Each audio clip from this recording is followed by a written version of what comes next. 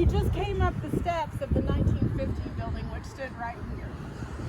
And it, of course, like I said, was built in 1915, and that building was built in 1949. This is a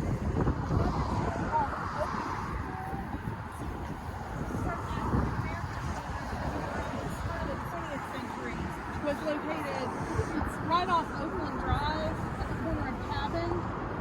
It was built with that building was built with WPA funds. It's not an Oakland Community Center, but it served as an African American school until desegregation around the middle of the 20th century. So, and some people may remember when that was, some people may be of a certain age that remember when that school was also operating.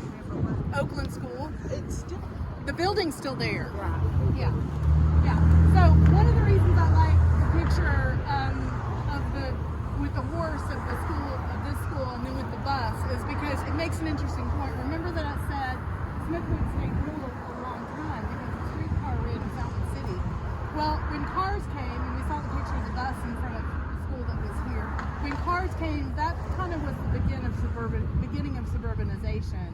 Well, a lot of suburbanization for Smithwood. So Oak Park is here. Adair Gardens was developed, and this is all early 1920 decade. How many of y'all remember Pratt's?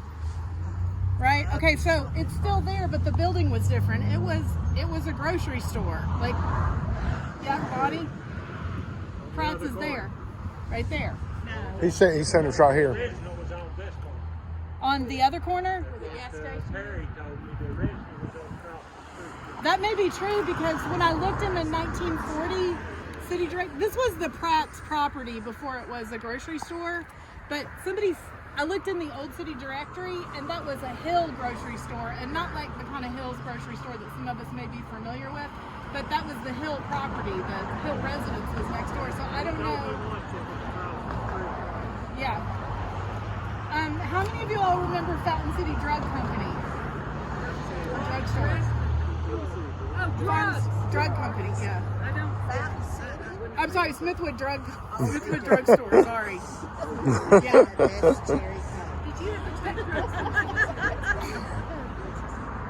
So recently, a car hit the building, and if you drive out, you'll see the old sign.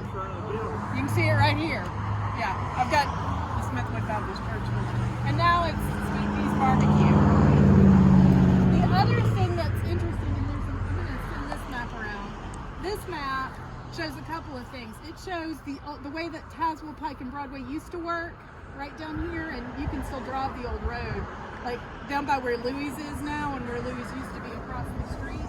But it also shows here, in this kind of open field, Baum's greenhouse. That was an important industry here. They moved to Bearden around the middle of the 20th century, but they started in Fountain City.